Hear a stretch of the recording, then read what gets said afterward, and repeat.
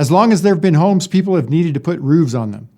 If you're a homeowner in an area that gets a lot of harsh weather conditions, such as hail, like Colorado Springs does, then it's not a question of if you'll need your roof replaced, it's a question of when. The chances will be that you'll have to replace your roof more often than someone that lives somewhere that doesn't get extreme weather patterns. But even if your home doesn't get hit with harsh weather, if you live in the same house for a long time, it's probable that you'll need to replace your roof.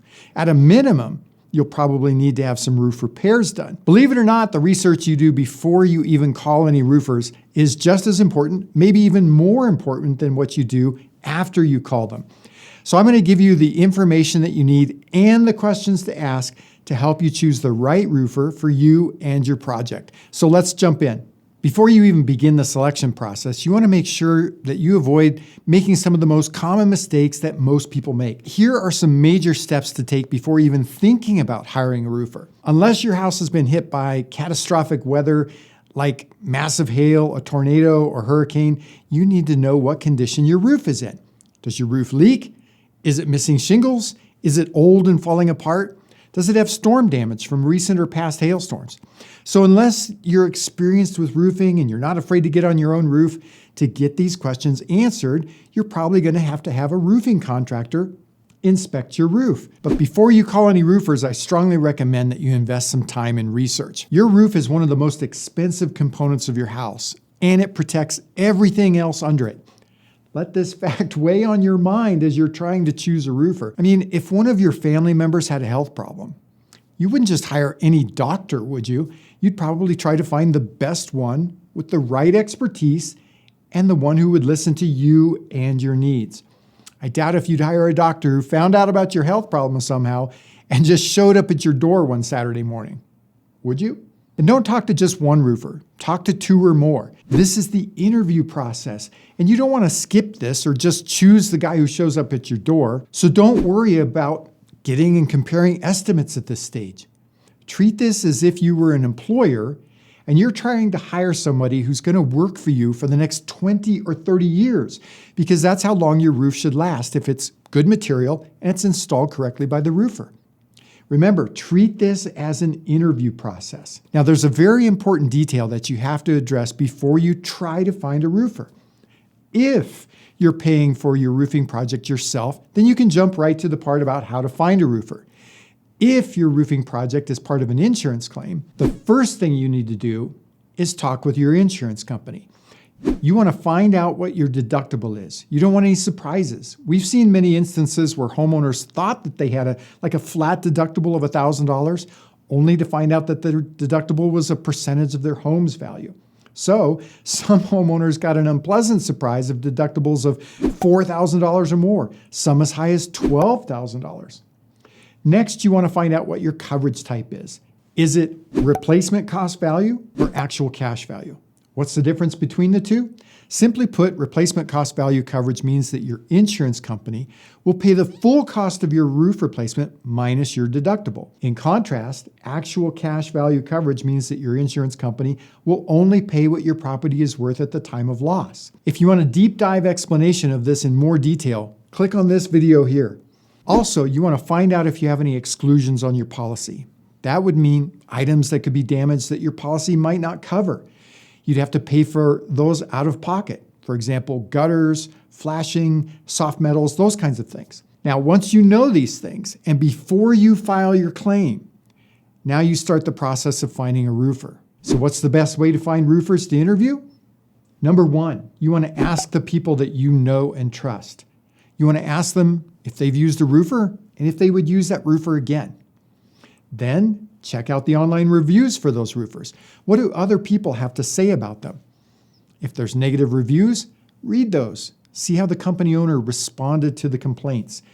You want to do this because there are many occasions when a company has had false reviews left for them, or the person leaving the review was mistaken about the company that he or she used. All right, number 2. So if you didn't get any names from people that you know and trust, ask your insurance agent. Insurance agents are bombarded with roofers contacting them to send them referrals. If the agent's going to refer a roofer, his reputation with his clients is at stake, so he's going to want to make sure that he's referring a good roofer. Now, there are 2 things that you have to keep in mind. Number 1, Often, insurance companies prohibit agents from referring only one contractor. So your agent may give you the names of 2 or 3 different roofers. Then you still have to go out and research those. Also, some roofers give kickbacks to insurance agents for giving them referrals. So your agent's opinion may not be entirely unbiased. Number 3, ask a realtor.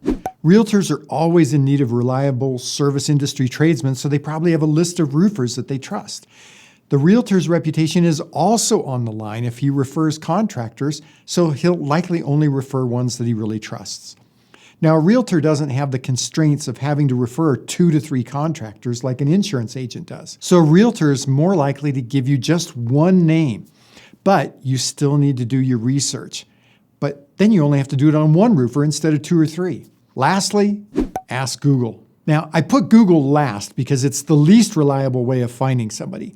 You want to do a search for roofers in your city, but don't depend on the paid ads. Now, I'm not saying that you shouldn't call them. Just don't assume that the names that appear on the paid ads list are the ones that you should call. The other thing is, don't get sucked down the rabbit holes of clicking on the directory listing sites like Yelp or Home Advisor or those kinds of things. Try to find the listings for the actual roofers' websites. What you want to do is make a list of 3 to 5 contractors, read through their Google reviews, see what other people have to say about them. Again, if there's negative reviews, read through those and see how the company owner responded to the complaint. What you don't want to do is overlook a roofer that may have some negative complaints on there, but those negative complaints aren't really valid. Or maybe the negative complaints addressed a valid issue, but the roofer addressed it in a professional and courteous way, and then the homeowner ended up being satisfied.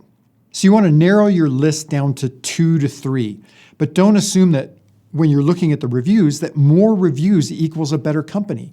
Many businesses offer rewards to people who leave positive reviews. Some businesses even pay review companies to write bogus reviews for them. Not all of them do this, and many companies with hundreds of reviews got them legitimately. Just remember that things on the internet aren't always what they seem. So now you have a list of 2 to 3 contractors to call, so it's time to start the interview process. If you want a PDF of the criteria that I've given you, along with a list of questions to ask the roofers, leave a comment below and we'll send you one for free.